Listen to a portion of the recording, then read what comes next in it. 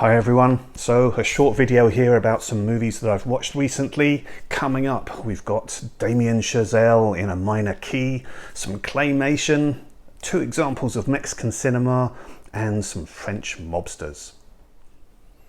Whiplash, La La Land, First Man, these are all great movies by director Damien Chazelle. But a year before he hit the big time with Whiplash, he was a scriptwriter, and on this film, Grand Piano from 2013, starring Elijah Wood and John Cusack.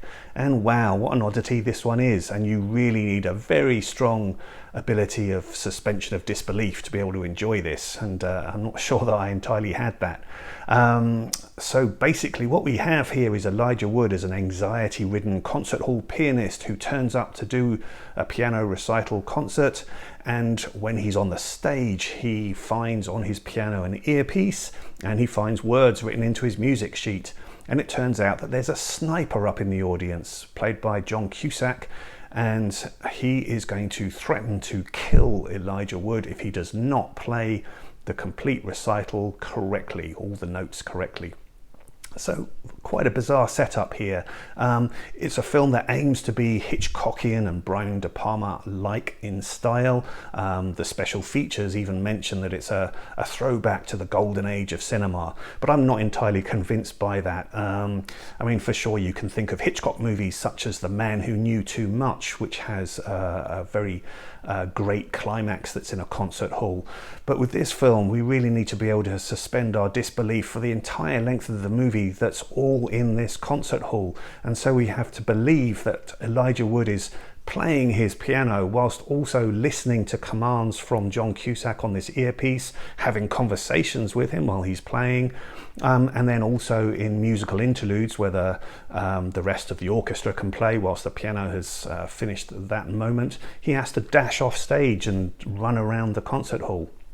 It's a very, very strange film. It didn't really work for me. Yes, there's some great camera work and visual flourishes, but yeah, it's a very ludicrous film. But yeah, not terrible, but definitely a difficult film to enjoy because it's so ludicrous.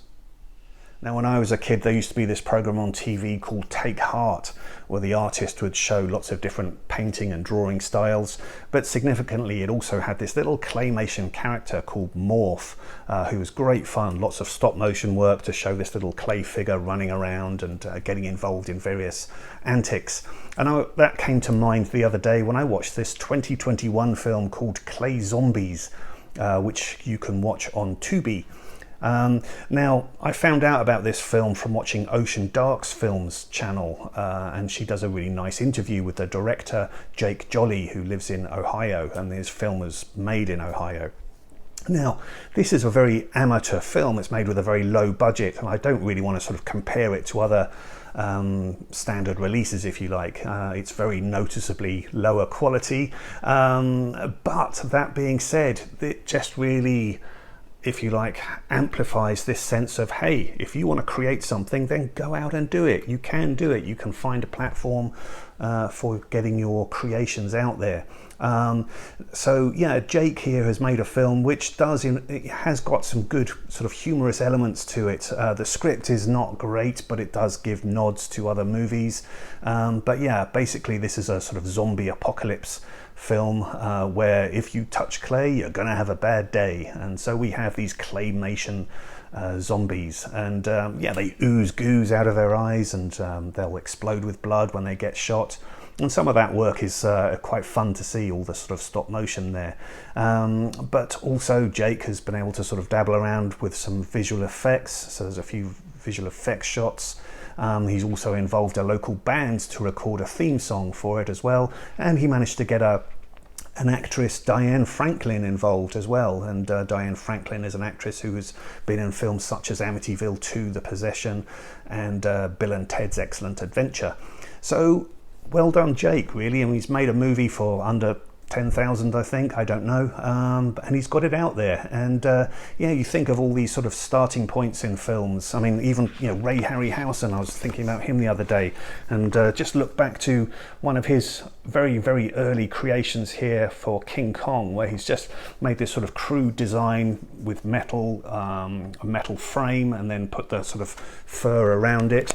And yeah, that's his starting point. You know, he loved watching King Kong and went from there. And you know, you think of all the magnificent films that Ray Harryhausen has done. So Jake, well done for getting your movie out there, and I hope you'll continue, and lots more to come from you. Just keep on going from strength to strength. On Mubi Canada right now, they're showing a series of films to celebrate Mexican cinema, and I've watched a few of those. Now, first up is a film that's actually on the Indicator box set, Mexico Macabre, which I know my friend Solitary Ronin Films thinks is one of the best box sets that's been released this year. And so this first film I'm going to talk about is El Espejo de la Bruja, which is The Witch's Mirror. Really fun film, this. I don't want to say too much about the plot. But just know that it's a very handsomely shot film that's got some great visual effects, especially towards the end. This is basically a revenge tale that also involves some sorcery and witchcraft. So we have a guy who murders his wife so that he can be with his new love, and the godmother of the murdered wife knows some witchcraft and wants to set in motion a tale of revenge. So yeah, it's just really, really well filmed. There's lots of smoke and dissolves and just great camera work, and like I say, it just gets more and more fun as it goes along. So yeah, definitely enjoyed that one. And the next film I want to talk about is one that's not on the Mexico Macabre set, but it's called El Esqueleto de la señora Morales, the skeleton of Mrs. Morales. This film is a huge amount of fun. It's a black comedy, so it's not particularly scary at all, but yeah, it's wickedly fun, this one. So this involves a very sort of pleasant-natured taxidermist who is married to this hypochondriac wife who's dramatically always overplaying just how hard done by she is, and it gets to the point where he just has to call it a day and kill her.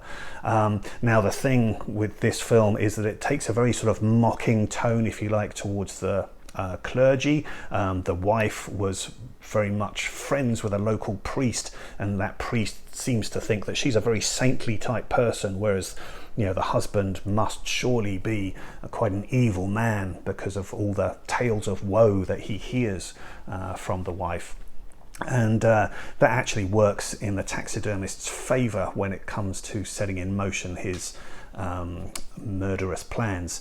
So yeah, this is just a really fun film if you can accept the sort of mocking nature of it. But yeah, I really found this very, very entertaining, and thoroughly enjoyed it. Now, if you're a lover of the Criterion Collection, then maybe you have picked up this film, La Piscine, The Swimming Pool, from 1969, directed by Jacques Deray and starring Alain Delon. Now, the following year, Deray and Delon teamed up again with also actor Jean-Paul Belmondo to make a mobster movie called Borsalino. And then 2 years after that, Deray teamed up again with Delon for the sequel, Borsalino and Company. So this is set in Marseille, pre-war, and it picks up from where Borsalino left off. Jean-Paul Belmondo's character had been killed at the end of Borsalino, and we have Alain Delon mourning his death at the beginning of this film. We then get involved into a whole drama involving an Italian mob that wants to seize the port town for their drug running, and so we have a violent clash ensuing.